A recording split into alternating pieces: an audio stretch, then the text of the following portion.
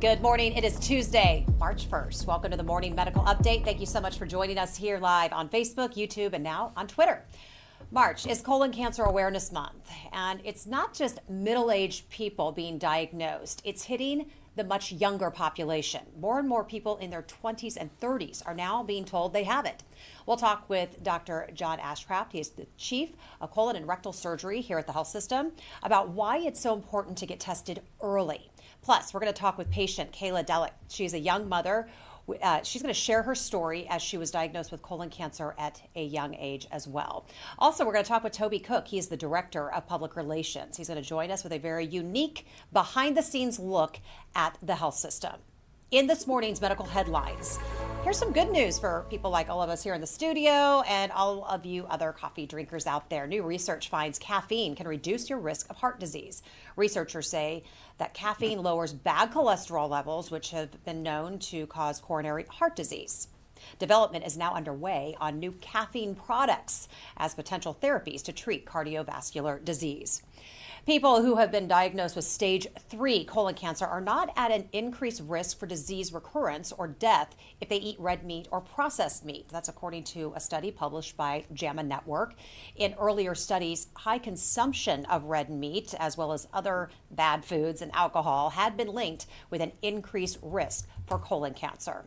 Having a pet later in life may slow down memory loss. Researchers with the University of Michigan found that pet owners were able to preserve their cognitive health longer by helping to reduce loneliness and depression, which both have been associated with cognitive changes. So please get your questions sent in to us on YouTube, Facebook, and the Medical News Network. You can find links right there on your screen. But now let's turn to Dr. Dana Hawkinson, Medical Director of Infection Prevention and Control, joining us with our COVID count. Good morning to you. Hi. Yeah, that's a good thing about the caffeine. Although Right. I think, and Dr. Ashcraft will certainly can weigh in and answer these. You know, we hear all these studies, and one study says one thing, and another study says another thing, and it does cycle through. But I mean, I think that's good news for caffeine. Caffeine is a good medicine, or a good drug, if you will. Again, taken in the right quantities. So, and I do love my coffee. Today, the cases, you know, we are steady, really in those mid-40s for active cases. We have 45 active infections today.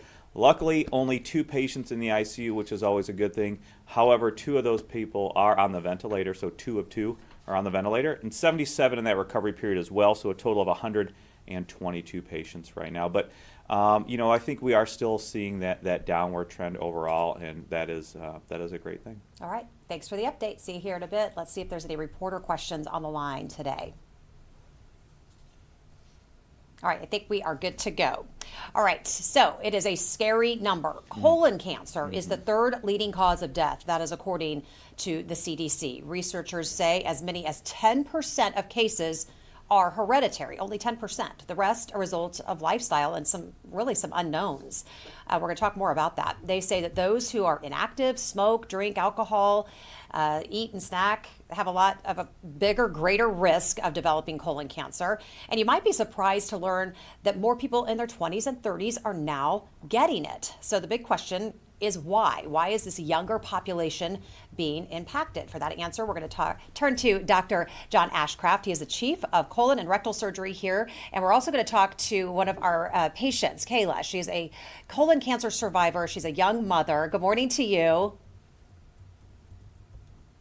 Are you unmuted? Good morning.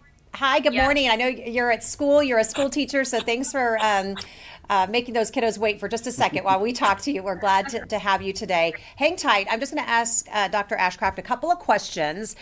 Why? Why are we seeing people like Kayla and other people in their 20s and 30s being diagnosed with colon cancer in particular? Oh, I wish I knew the answer. I know. That would be the really gold chalice right now if we could figure out that answer.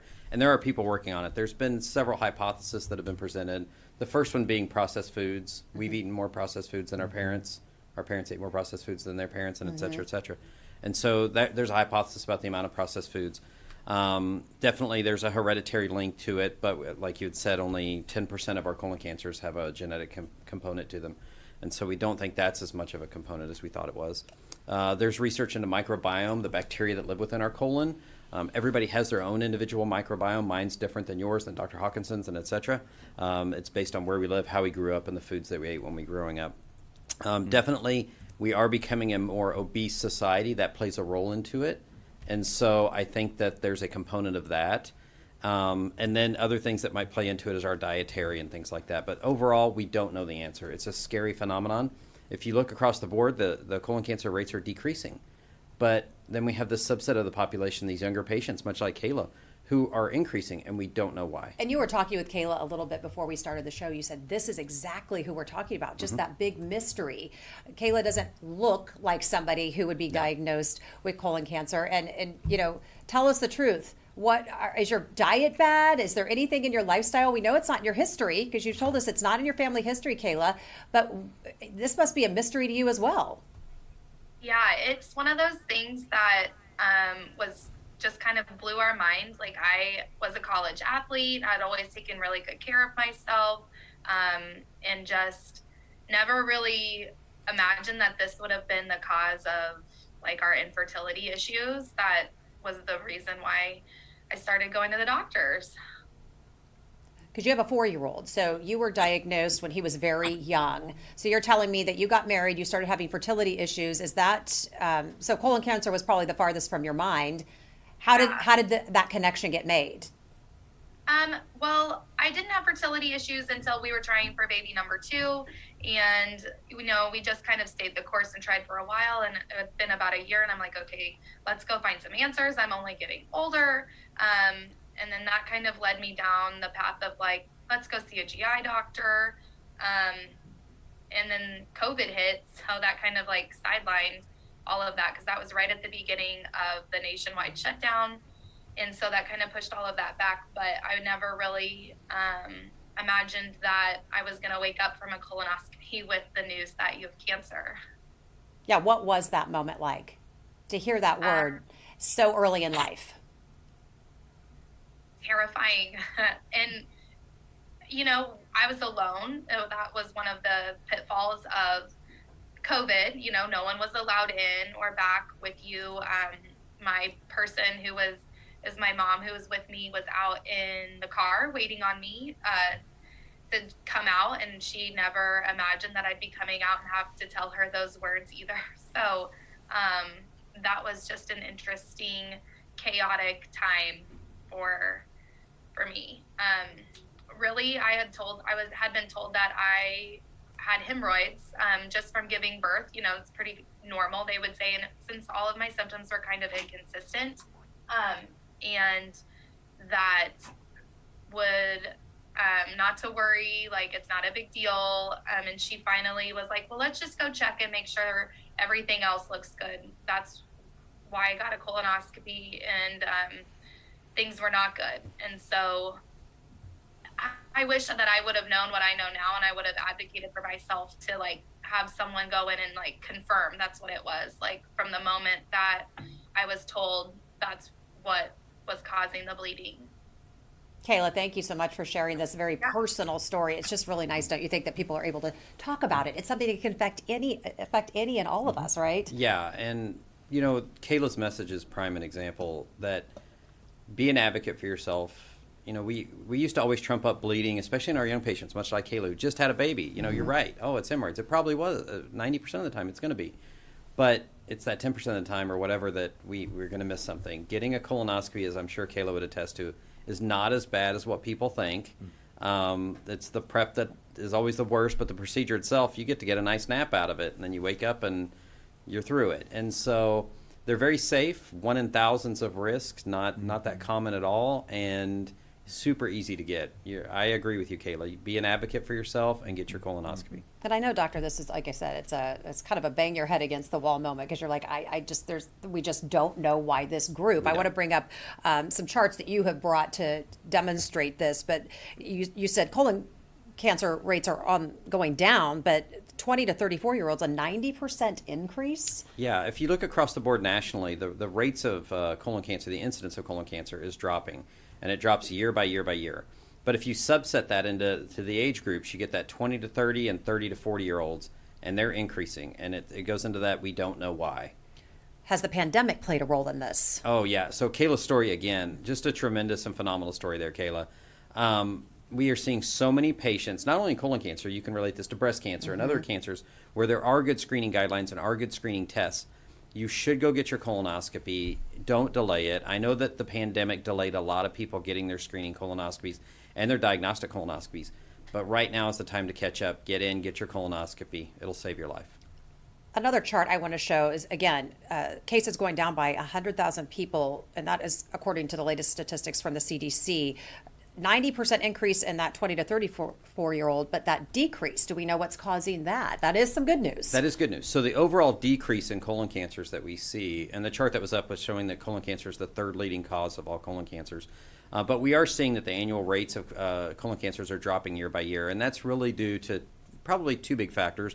One is that we're understanding how we're getting it. We're controlling obesity a little bit better in our populations, and we're controlling our diets and changing our diets. The other thing is really the screening colonoscopies. Our rates of screening colonoscopies are increasing year by year, and we need to continue that trend.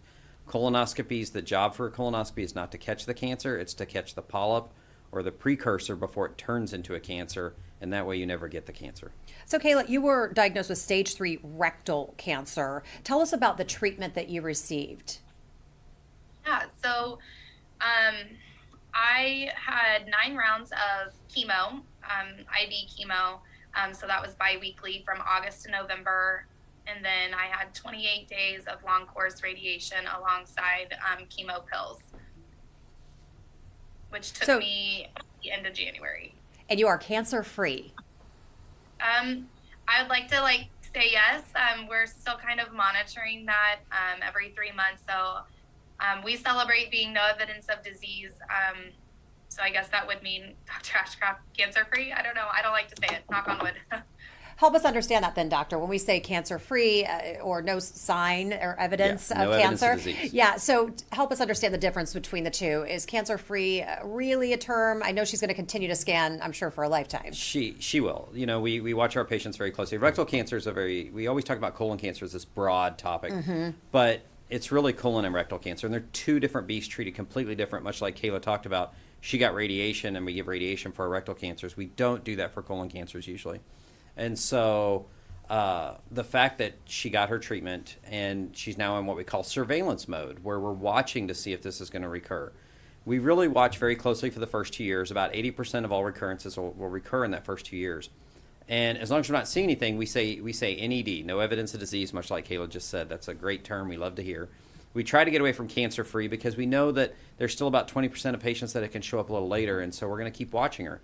She'll get CT scans on a very regular basis, be seen in clinic on a very regular basis, and we're going to watch her closely. And when she reaches that 5-year mark, then you can that's a good celebration time. So when we see this increase, the 90% increase of those 20 to 34, yet you don't get screened for colonoscopy till you're 45, help me understand that. Oh, I wish I could help you understand that. You know, I was pleasantly happy when they went from 50 to 45 years old. And I wish they would have went a little bit younger to maybe 40 years old, but we'll take what we can get. The other thing I'm hoping they'll get away from is that interval between 10 years. We used to go 10 years between colonoscopies. I'm hoping they drop that and we go no more than 5 years, but we'll see what the recommendations come out and how they mature. But that's where the government put the guidelines, and that's where we are.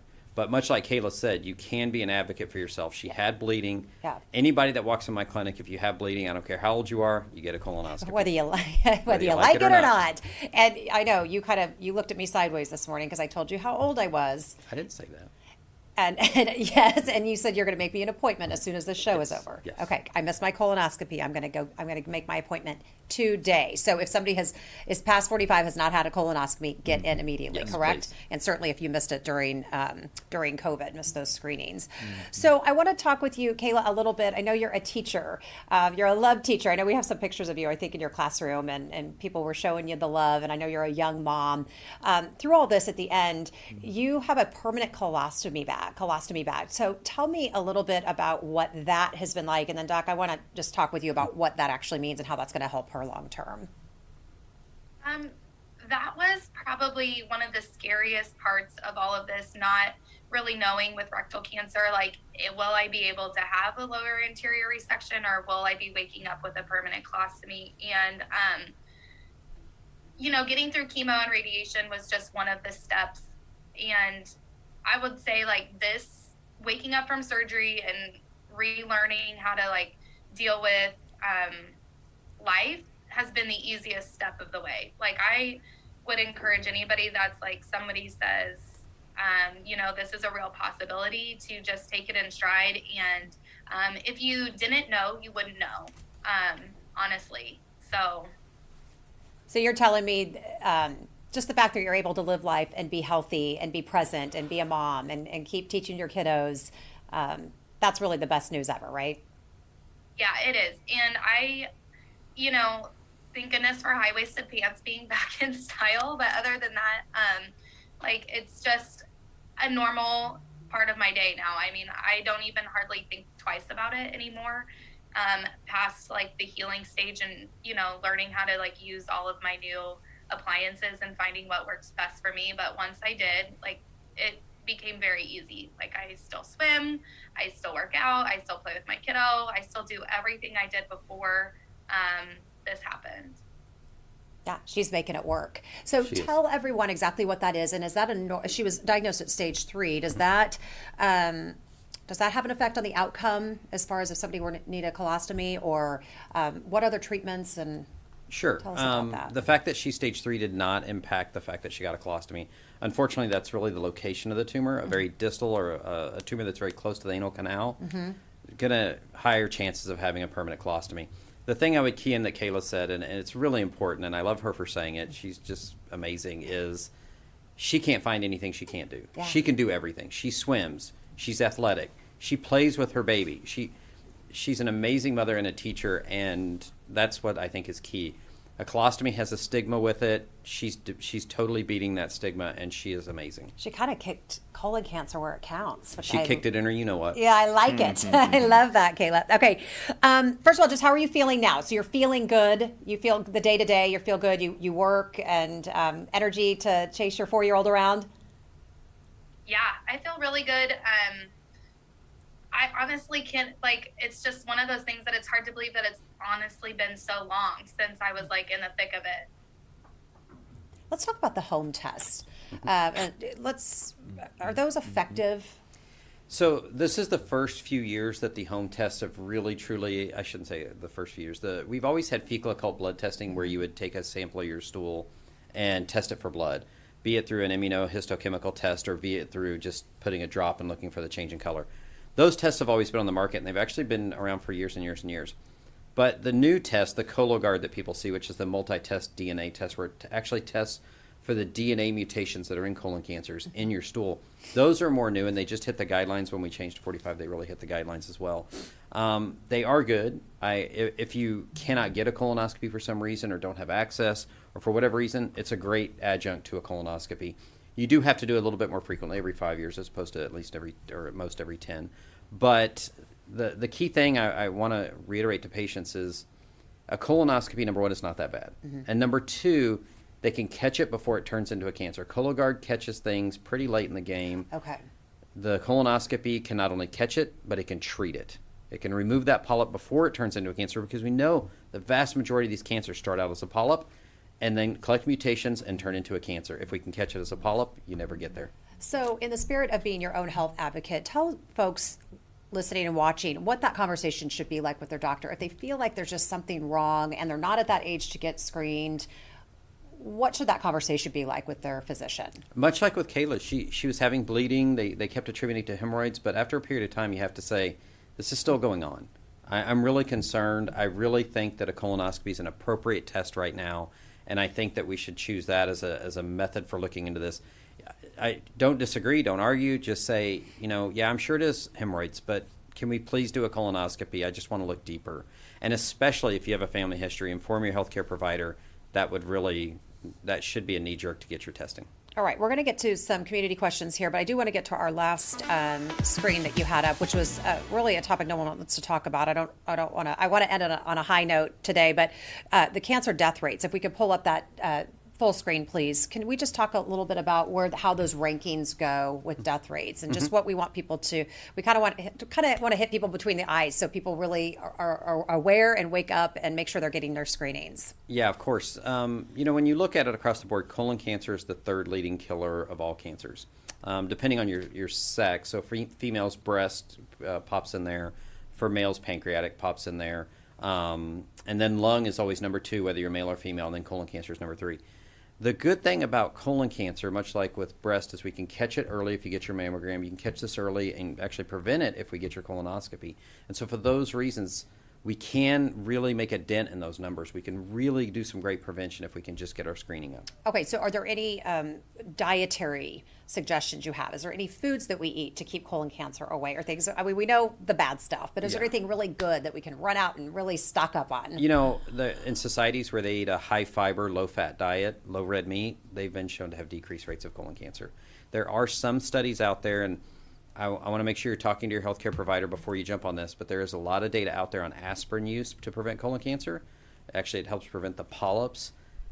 But be cautious before you do that. See your healthcare provider before you jump on that. Okay, I have to ask the question. So are we supposed to be observing our bowel movements? Bowel movements. Every day. You're supposed to look at them. You should. And what are we supposed to see? What are we looking for? You want them to be... Are you supposed to be proud of some and some yes. are... Yes. Always. Okay. The prototypical thing I always educate is you want them to be soft, shaped like a banana, and float. If they float, you're getting enough fiber in your diet. If they are too hard, then you're straining too much. You're going to lead to other problems like diverticulosis, diverticulitis, hemorrhoids, things like that.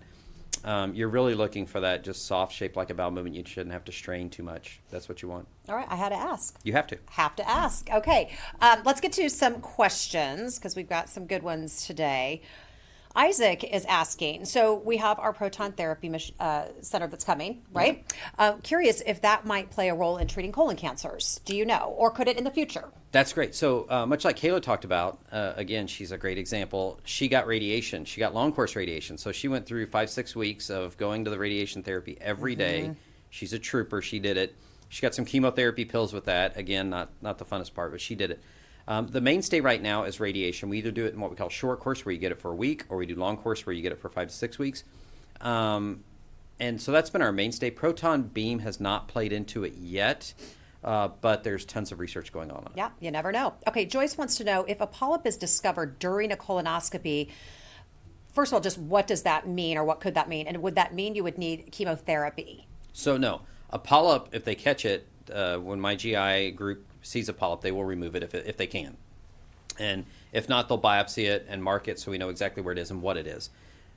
Then, that, depending on what it shows, would determine what we do next. Most polyps are not cancerous. It's going to be an adenomatous polyp or a hyperplastic polyp or some terminology like that, which just means it was at risk for turning into a cancer. But 9 times out of 10, they're going to remove it, and you'll be done with it. I think I know your answer to this one, but Bridget wants to know, is the Cologuard test effective enough for a low-risk individual over 50? And if what she's saying is it would be in lieu of a colonoscopy, I know your answer is no, but is that something people could do while they're waiting out that 5 years? Yes. If they're concerned. Yeah, no, that's a great question. I have to say that the guidelines do say you can use Cologuard, so I'm not saying don't use it. It's just if it turns out positive, the result is you're gonna need a colonoscopy anyway. If you get the colonoscopy, they can catch it early, and there is a miss rate with the Cologuard that we want to be cautious with. They don't catch everything, and so colonoscopy is really the gold standard. Okay, and we are really getting a lot of questions about these tests. Sharon wants to know, are the non-invasive colon tests effective? Is that what she's talking about, Same Cologuard? thing. Okay. Same thing. All right, just double checking. Other symptoms. What symptoms should people be looking for? We talked a little bit about it. Is there any unusual symptoms that somebody might have? Is there any abdomen pain, Yes. other than maybe bleeding? But what else would you Again, suggest? Kayla found hers by having difficulty with her pregnancy. I have to admit that's a very minor one, and it's a very new one for me. But the typical description is bleeding. I think she described that. That's going to be your first and kind of trigger. Weight loss that you can or cannot explain, that's something you want to think about. We always see patients who have cancer seemingly lose weight for some reason or another. Your belly becoming distended or bloated, which you cannot explain, and staying bloated. That's kind of a scary feature as well. A change in your bowel movements. We talked about bowel movements a second ago, and there's always a point in time where your bowel movements will change depending on what you ate. You went out and ate Mexican, or you did this or that. Well, they'll change for a little bit, but they should swing back to the normal. A patient who has colon or rectal cancer typically will have their bowel movements change and not come back to their normal, and that's kind of a thought that you should think about too. All right, good stuff to look out for. Okay, Angela wants to know, if I had a small polyp taken out, no cancer, should a person have a colonoscopy sooner than every 10 years? So should she request that? Make sure she's she's communicating with her doctor that she had one Sure. taken out, or does it just have to be cancerous? No. So once you get your initial colonoscopy, everybody wants to know, when do I get my next one? The answer really is, it depends on what they found. They found one polyp, but we didn't know what type it was. Was it an adenomatous polyp? Did it have cancer cells in it, but they got it all out? Hyperplastic, serrated, there's all these different types of polyps, and how big was it, and where was it, and things like that, and does the GI doctor think they got it all and not? All those factors play into when you should get your next one. And so you really just need to talk to your GI doctor about that and see what that polyp looked like and go from there. All right, we are going to get to some final thoughts here in just a moment. If we get some more questions coming in, I will make sure to get those in. But I do want to tell everyone about something. It's really a great way to enjoy food and also help out a great cause. You may remember late last year, the owner of Q39 lost his battle with colon cancer after 5 years. There on your screen is a QR code that you can use to help keep Rob McGee's memory alive here at the health system and in the fight against colon cancer. The link will take you to the KU endowment page where you can donate to help support research into HIPEC. That is a treatment for mesothelioma. I said that wrong, but that's a big word, and I don't do those well. Q39 is also donating part of its proceeds to colon cancer research here at the KU Cancer Center with a special smoked Reuben sandwich that you can get at its restaurant. And this is going on all month long. So March 1st today, all the way through the end. So you can click on that QR code there on your screen for more information about that. So anyway, just so we always get so many great questions about this, Dr. Ashcraft. So just some final thoughts as we head out today. What do you want us to know about keeping our colons healthy? Get your colonoscopy. Don't be afraid of it. It's not that bad. I've had one. Kayla's been through it now, and she's probably actually already had another one, I would hope, or getting ready to have another one.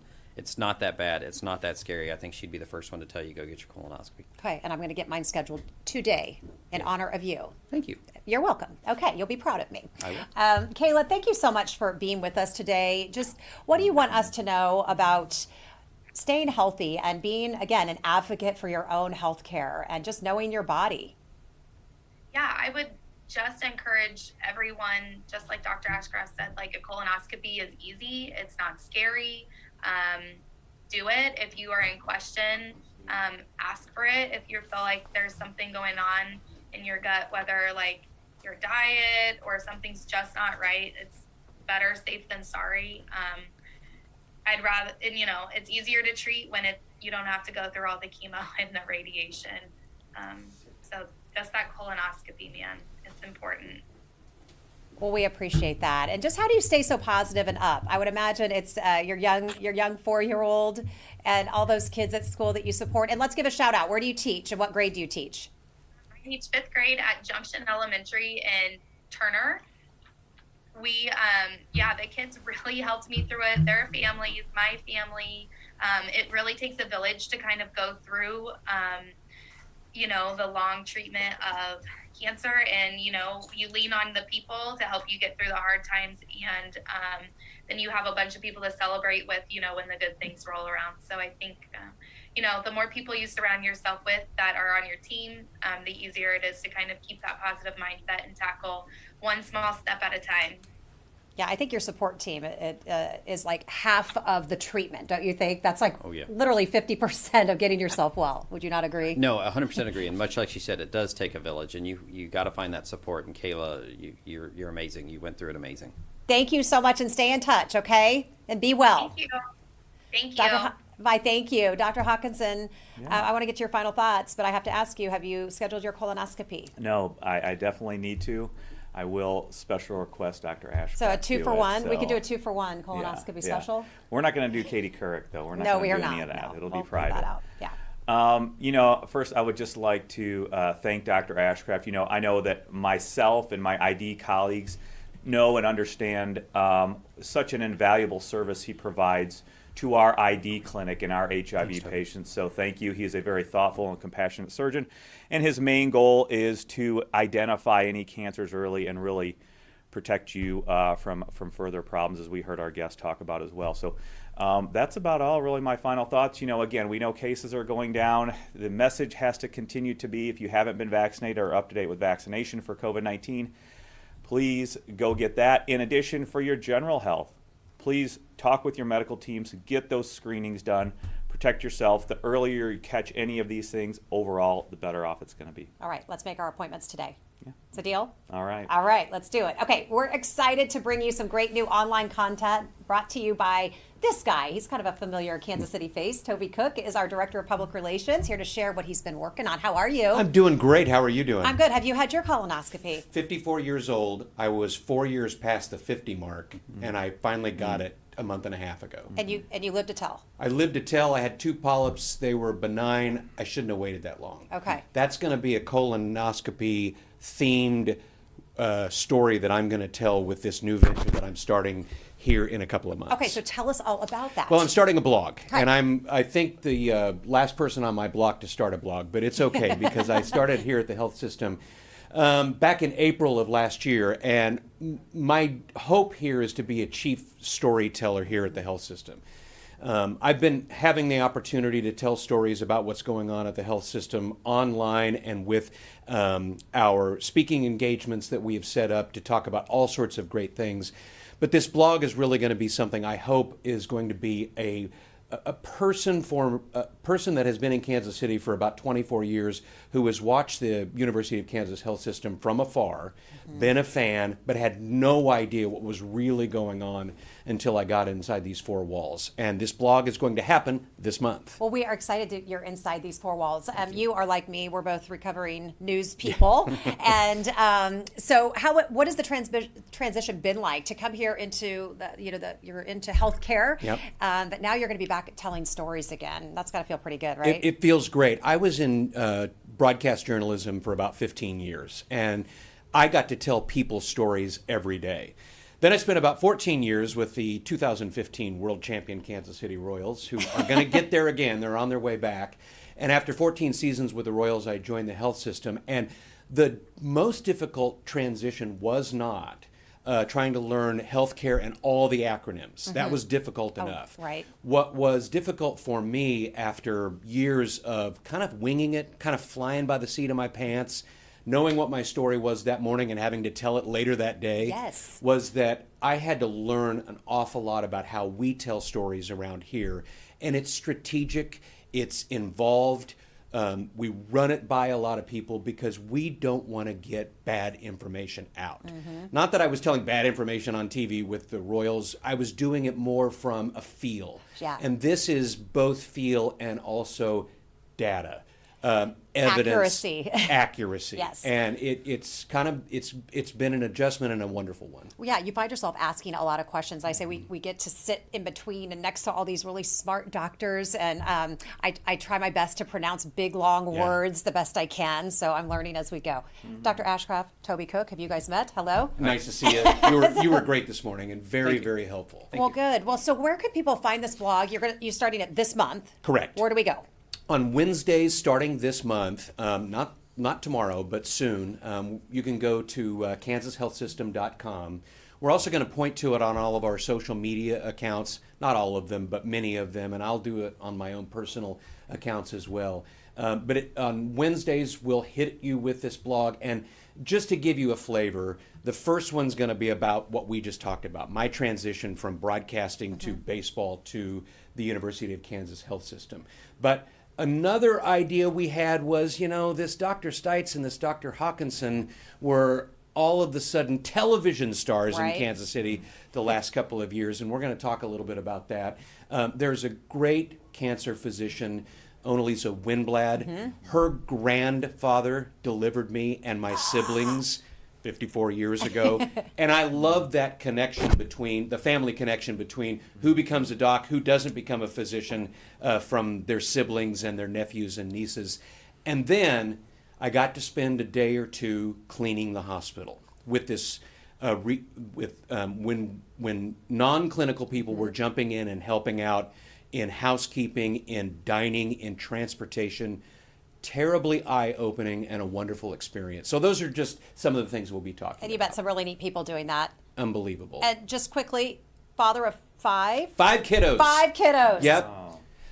2 were out of the house, 2 were in the house, 1 was back and forth, and they keep coming back. They're never So, going to leave you. Yeah, They can't stay exactly. away. Yeah. We are really excited about this vlog. So, too. and then you're going to come back here and share stories and talk with us and hang out. Yep, would love to do it. Love it. Okay. Get your colonoscopy. Thank you for At that. 40 message. years old. Yes. Okay. I'm making mine today. Okay, everyone. Thank you so much for being with us. And don't forget, you can catch our shows anytime by logging onto Facebook, YouTube, and now on Twitter. Okay, coming up tomorrow.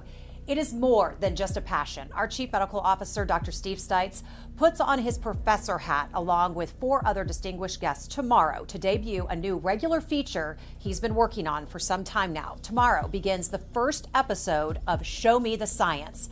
For the last several weeks, we have dived into 2 drugs, one that's FDA approved and the other that comes with warnings from the FDA. That is tomorrow at 8 a.m. We'll see you then. Subscribe to our morning medical update and open mics with Dr. Stites podcasts. Now everywhere podcasts are available.